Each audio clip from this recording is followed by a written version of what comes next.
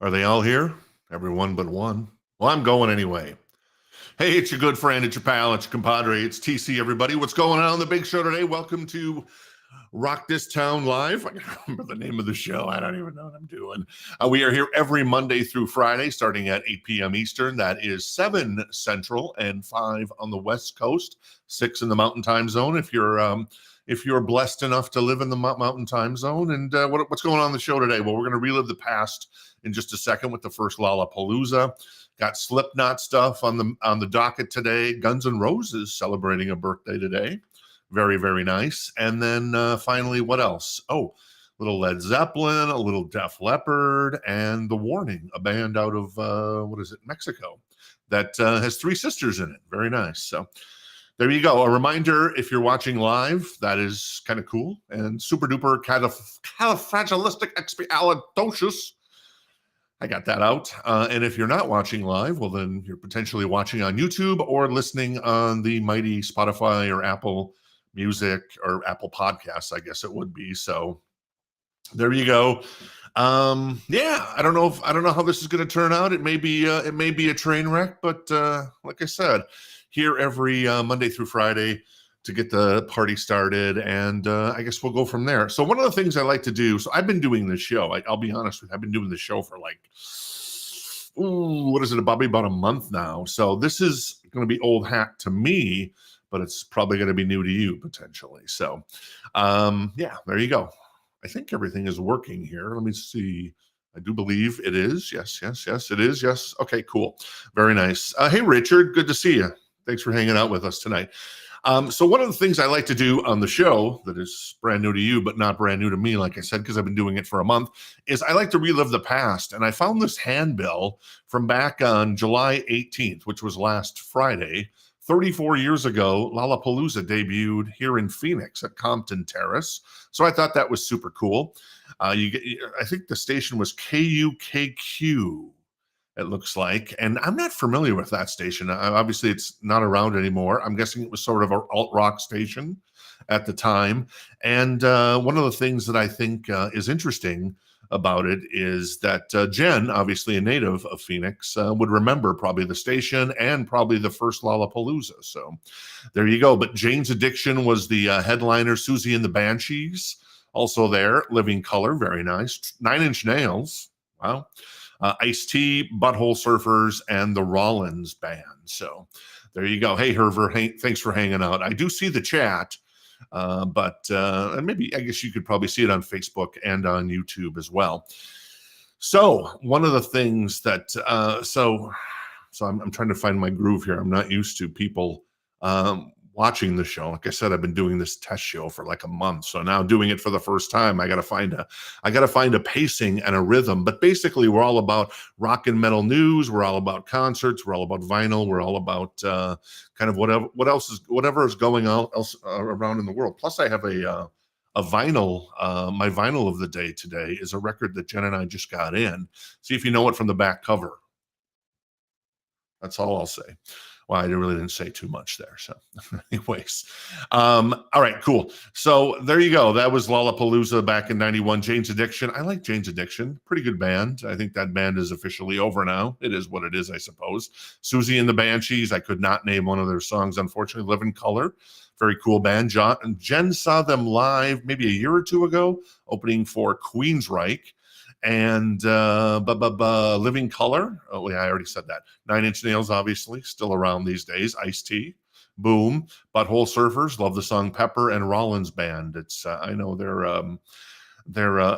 Henry Rollins, right? So there you go. And Richard says KUKO was actually an AM station on 1060 on the radio dial. So wow, that is like an OG. Let's see, tickets available at Dillard's headquarters.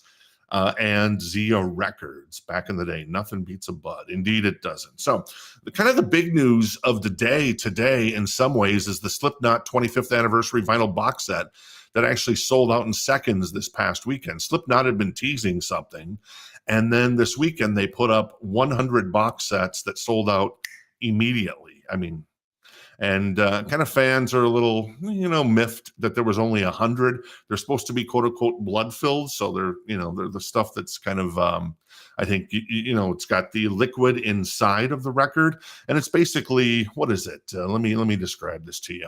It's basically the 25th anniversary of the debut record, limited to just 100 copies worldwide, priced at $249 each. The set includes 59 tracks spanning 6 color vinyls, and then 40 unreleased previous tracks, the Indigo Ranch demos and mixes, plus rare cuts from live from 1999 and 2000, plus 9 exclusive photos. So obviously Slipknot fans, if you're a big Slipknot fan, you're probably like, oh geez, listen, what the hell is this? I mean, they only did 100 of them. They were $249 each, and now they're reselling on eBay already, though it doesn't come out until like, I think September 5th or September 8th. It was one of those days. They're reselling for, I think somebody's got them up for $2,000. They've sold for over $1,000 on eBay already. So yeah, I can certainly understand it. It's very cool. And it would be super cool to have something so limited. I'm guessing they might do just a regular box set as well. So people would have that going for them if they were interested in that. So there you go. Oh, there you go. KUKQ. That makes sense. Yeah, there was a station in Minneapolis called KQRS. So I know all about the KQ, man. So Jen sent me this photo here on the left. I thought it was funny. Obviously, the Coldplay thing that happened last week has been getting a lot of love. Rightfully so. And just like the HR director was getting a lot of love. And somebody did a photo of James Hetfield and holding Dave Mustaine, so I got a kick out of that. And then somebody also put Leonardo DiCaprio from Django Unchained as the cameraman. So I thought that was fun, a funny thing, and that's kind of the gift that keeps on giving. So there you go. That's kind of it. And I'm sure there's been a ton of memes. I saw one that I think Dennis DeYoung posted today. Dennis DeYoung, formerly of Styx, no longer in Styx, but yeah, it was what was it? It was Tommy Shaw with his arms wrapped around Dennis DeYoung. So I don't know if Dennis DeYoung's trying to rekindle things there. I know he has been for a long time, if you're a Styx fan. But yeah, I don't think that's going to happen. It seems that JL and Tommy Shaw have moved on from Dennis DeYoung, for what it's worth. More stuff going on in the world of rock and metal. I haven't watched this yet. This is on my to-watch list on Netflix. It's currently streaming there.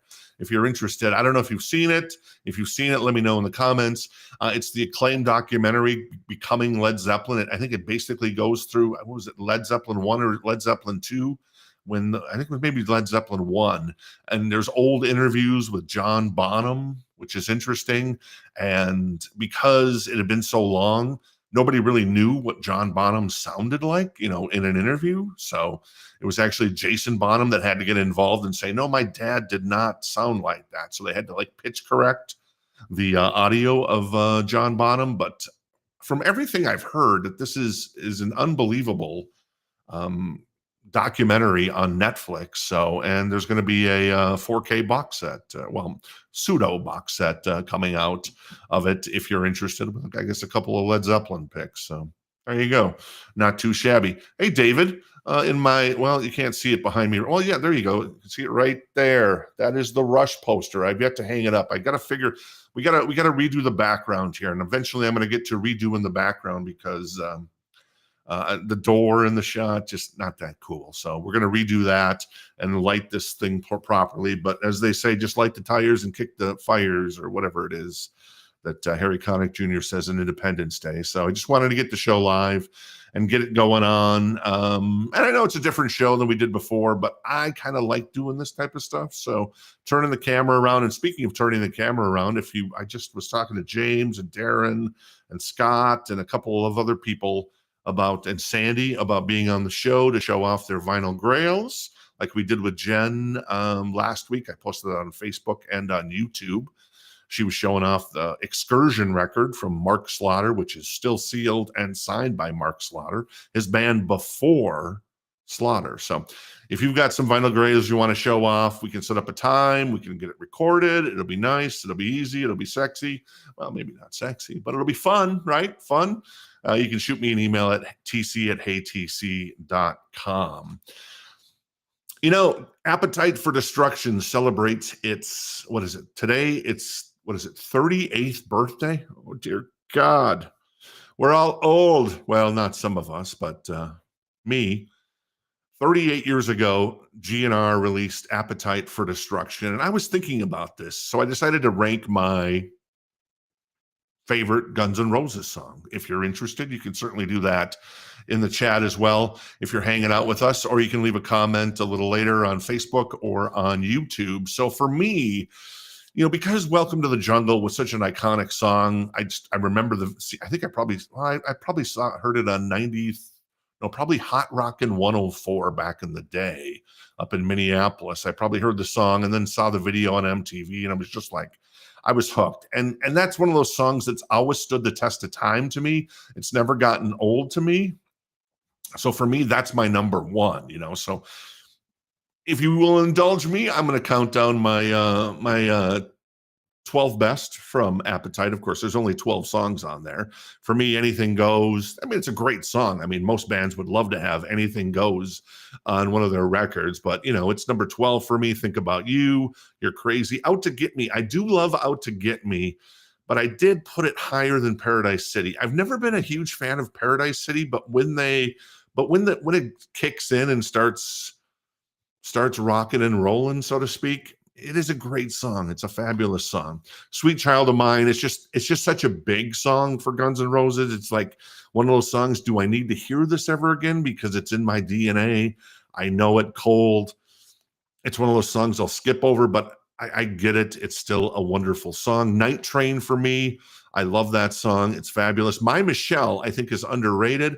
I think that was probably, I don't know this for sure, but that was probably one of the last songs recorded for Appetite, I'm guessing, because it starts to sound a little bit like something that could have been on Use Your Illusion 1 or 2, at least in my mind. So I love that song. It's So Easy. Starts off with the bass line. It's fabulous. Rocket Queen. Once again, Duff McKagan, a great bass line in that one as well. Mr. Brownstone. Boom. And then Welcome to the Jungle. So if you've got a top 5, top 6, top 12 from Appetite, you can certainly jam it into the chat, or you can leave it as a comment if you like. Love to hear what you think there. So very nice. So very cool. Hey, George, how you doing? Jackie? Anything Goes top 3. Well, there you go. Not too shabby. I could see that. I could see that. And hey, Jeff, good to see you as well. All right, what else is going on today? Oh, so this is coming out finally. I haven't had a chance to talk about it with you. This is the indie exclusive version of Balance coming out on an orange vinyl. It comes out. When does that come out? On August 29th. And it's going to be around, $36 if you're looking for a copy. I know a lot of people have been waiting. I love this record from Van Halen. It's a very angry record from Van Halen. You can tell the band is breaking up. It was their last record with Sammy, other than, you know, a few singles that they released on the Best of Both Worlds or whatever it was. I love this. I love the guitar sound on this. It's very kind of that Brown sound again that you hear on, say, and Women and Children First and Fair Warning. It's kind of got that dark brown sound. So I dig it. I love this record.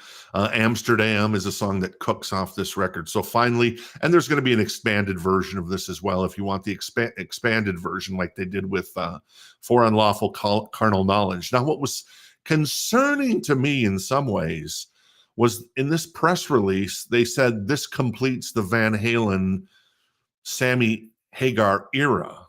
I'm like, wait, what? They have never reissued OU 812 or 5150. So I don't know if there's trouble, if there's big trouble in the Van Halen Sammy versus Alex Van Halen and probably Wolfgang, since Wolfgang is probably handling the estate. Though from hearing what Wolfgang has said, I think Wolfgang has basically said that he's not really worried about what's going on with with the Van Halen catalog. He's leaving that up to his uncle, so I can certainly concur with that. Hey, Jen checking in. All right, I'm a Jen. Very nice. And George, I concur. Balance is an outstanding record. Darker like Fair Warning. Roberto, hey Roberto, good to see you. Haven't seen Roberto in a while. And Darren says it was just all right. Just all right. What? All right. Other new vinyl. This is probably flying under the radar in some ways, but this is probably a record that I might want to pick up for our collection, Jen and my collection. It's Wasp. I don't know if I would collect the Wasp discography, but I would probably get this. This is coming out from Madfish, who did the they did a box set of Wasp. I think it was earlier this year or late last year. This is going to run about $40. It's 2 LP, so best of Wasp. You're getting everything. Blind in Texas, I Want to Be Somebody, F Like a Beast, and among others. That comes out the 29th of August if you're interested.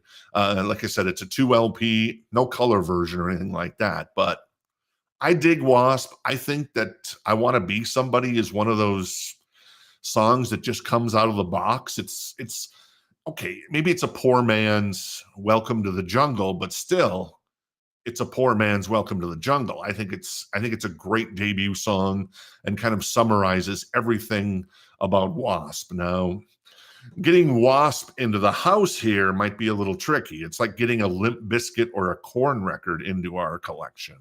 But if it's a greatest hits, maybe Jen would go along with it. So I don't know. I guess we'll see. There you go.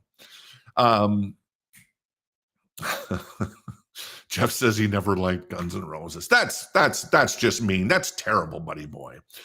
I heard about this today in a press release on the music universe, and this was kind of interesting. This is a country guy who basically says his records are like campfire sing-along songs. It's very country-based, and he's doing a bunch of rock and metal covers, which I think is pretty cool, including Tom Kiefer guesting on a version of Nobody's Fool. That comes out, this Friday? Yeah. No, it's actually just come out, actually. So you should be able to find it on Spotify or wherever. There is a vinyl version of it. The guy's name is Alex Williams. It's on green vinyl. Let me show you. Let me grab the track list here. So you got Nobody's Fool. All right, cool. Ace of Spades by Motorhead. Very nice. Flying High Again by Ozzy. Getting Better by Tesla. I like this guy. This guy knows his good stuff. Cinderella, Tesla.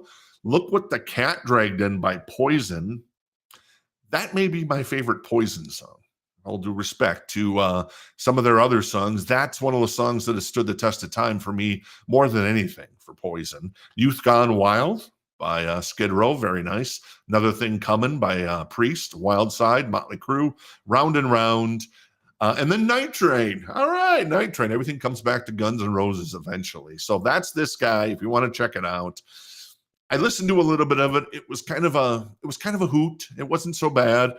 It was definitely campfire type of thing, but not like Camptown Lady sing this song. I don't even know if I can say that. I think anything that was in Blazing Saddles is pretty much taboo these days, but I do love that movie. It is so damn good. But yeah, so there you go.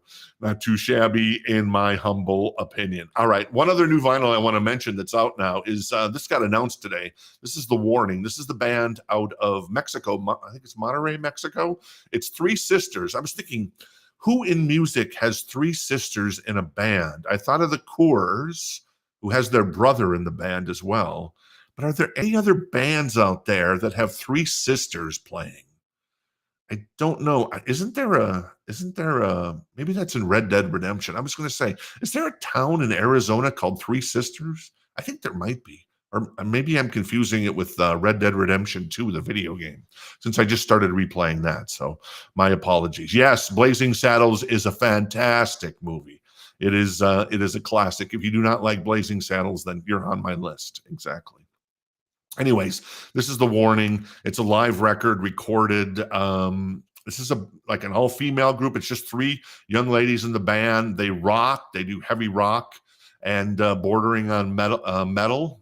Most of it's in English, but some of it's in Spanish as well. So Very cool. That is a green vinyl version, 2 LP of a live show they did recently. And it's actually going to be in theaters. And I'm going to actually mention that here in Two Shakes of a Monkey's Bum. So there you go. Right now, my plan is to go only live on YouTube starting September 23rd. So I would ask a favor, is if you have a YouTube account, to head on over to YouTube and subscribe to the channel there. Now, we'll see what happens by the time we get to September 23rd, because I know a lot of you like Facebook, and you're like, what are you getting about Facebook? Well, the truth is, YouTube has a lot more tools and opportunities for the show. So there you go, versus Facebook, who doesn't really offer that kind of thing. So that's the plan right now, 2 months from now, to be live only on YouTube, but we'll see what happens. It's not 100%, but in the meantime, if you would do me the favor and subscribe to the channel on YouTube, it would mean a lot. That's all I ask. And now we move on. Oh, by the way, this is Jerry the Parrot. I don't know any of the names. When Jen sees this, I don't think Jen has seen these like little title cards of like promotion and stuff between the scenes. But I've named all of them: Jerry the Giraffe, Jerry the Parrot, and then Jerry the Dog coming up. So I need to figure out different names for these guys, because I'm pretty much like Derek Zoolander. I can turn left. I can drop the different looks on you. But when it comes to naming pets, I just name all the pets Jerry. So there you go. Speaking of, well, not really Jerry's.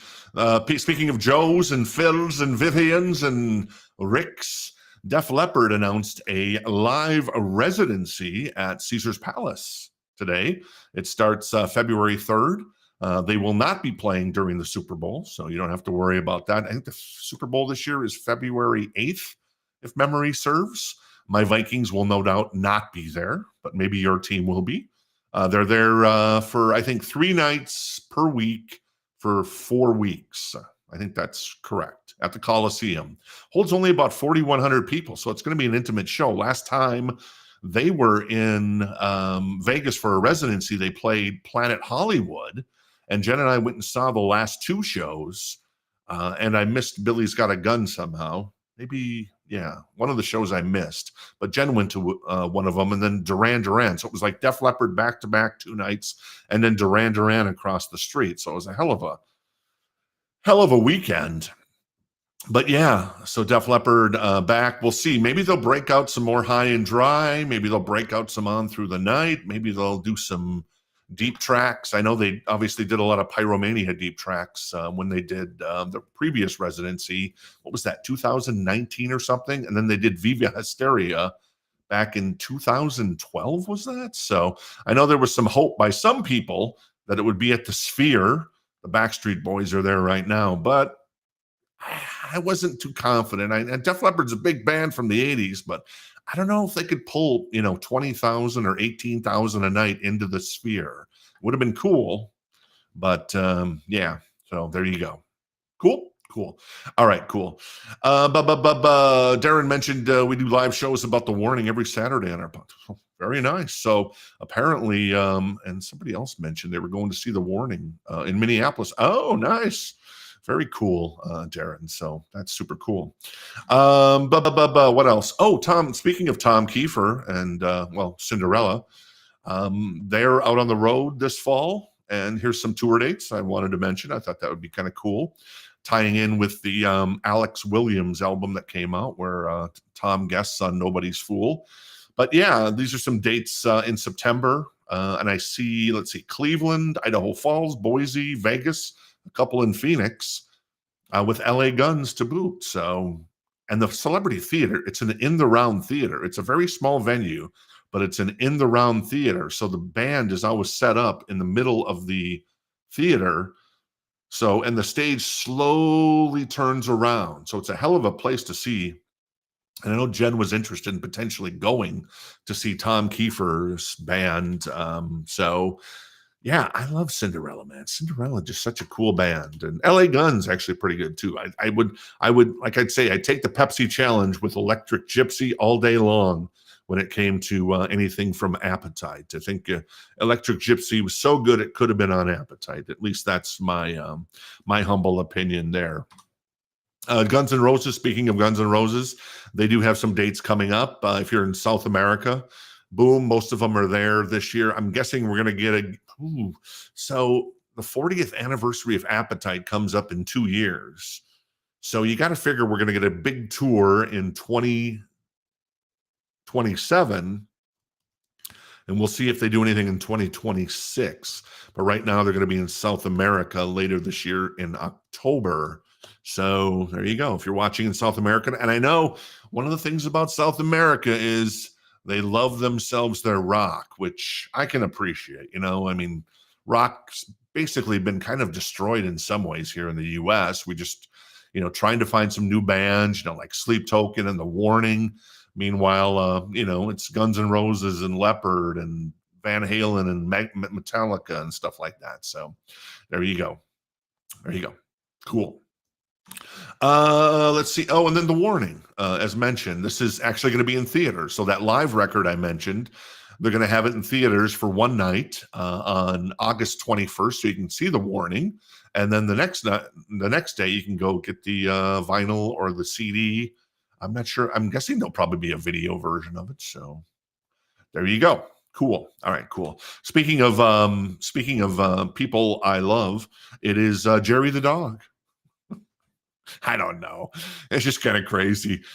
So all I'd ask is if you'd like the show, I'd appreciate it. If you're digging on the show, if you've made it this far, why don't you go a little further and head to Sayhuantaneo, just and cross the border into Mexico at Fort Hancock, Texas, like Red did to see Andy at the end of Shawshank. But if you'd like the show, and the biggest thing for me is if you'd share the show, if you have other metal rock fans that are into something a little different, boom, that would mean the world to me, because just kind of starting out the show, seeing how it goes. I get it, it's completely different than the old show. It's nothing like that. I'm not selling records, though I am going to feature a hell of a record that Jen's going to get mad at me for because I've opened it up. It arrived today, so I got that coming up here in just a second. But yeah, smash the like button if you're digging the show, and then share it with friends. And obviously I feed off the comments and stuff. So I do have the comments. They're not on screen, but I do see the comments coming in, and I'm going to actually put them on screen here in just a second, and then we can hang out a little bit, and then we're out of here for the night. It's just kind of keep it nice and short and sweet as the first show, because I was a little nervous going into this one. I'm sure I'll be a little better tomorrow. So let's get to my vinyl of the day. This just came out from a company named Deco Entertainment. And when I hear Deco Entertainment, I think of the song, is it When the Walls Came Tumbling Down? Not by Leopard, by John Cougar Mellencamp. And the Decos Are Running. I don't think that's the lyric, but it sounds that way to me. This bad boy. That is Ultraphobic by Warrant. Just came out from Deco Entertainment, and that is indeed the orange. What is this? First time on vinyl, 35th anniversary edition of Ultraphobic. Now I'm waiting for Belly for Belly. I got to reach out to these guys and say, how about Belly to Belly? And then also, how about coming on the show? Because, I mean, hell. They're obviously cool. They're a cool record company because they're putting out Warrant's Ultraphobic. So that is my vinyl of the day. I don't know if anybody was a fan of Ultraphobic, but I dig it. But maybe you dig it the most, as Vincent from Pulp Fiction would say. So there you go. I don't know that much about the album other than Jennifer is a huge fan of Warrant. Like I said, first time on vinyl for Ultraphobic. And the other thing is that it's it's a heavier record. All those records that Warrant did, they kept getting heavier and heavier and heavier. So this record's super heavy. And then the next one, Belly to Belly, maybe we'll get a release of that, is super heavy as well. So yeah, there you go. That's my vinyl of the day. And if you got a favorite Warrant record, you can let me know in the comments or in the chat, and we'll go from there. So, oh, look at this. Here's the chat. There you go. Followed and Family Picnic. Oh, nice. Is Family Picnic. Oh, those are the songs Tito's mentioning. Yes, yes. I know that Jen played me Family Picnic one time, and I'm just like, yeah, that is a hell of a song. So there you go. And he also loves Undertow. Is that on there? Yeah, it is on there. I'm thinking Tool, obviously. Oh, Darren says Belly to Belly, not so good. Nah, it happens. It happens to the best of us. So there you go. Darren, I appreciate you giving get a little love on your show. There you go. And if you ever need a guest that is not completely insane, wait. Happy to hang out with you and some of the fellas I know that do your show. So there you go. Not too shabby.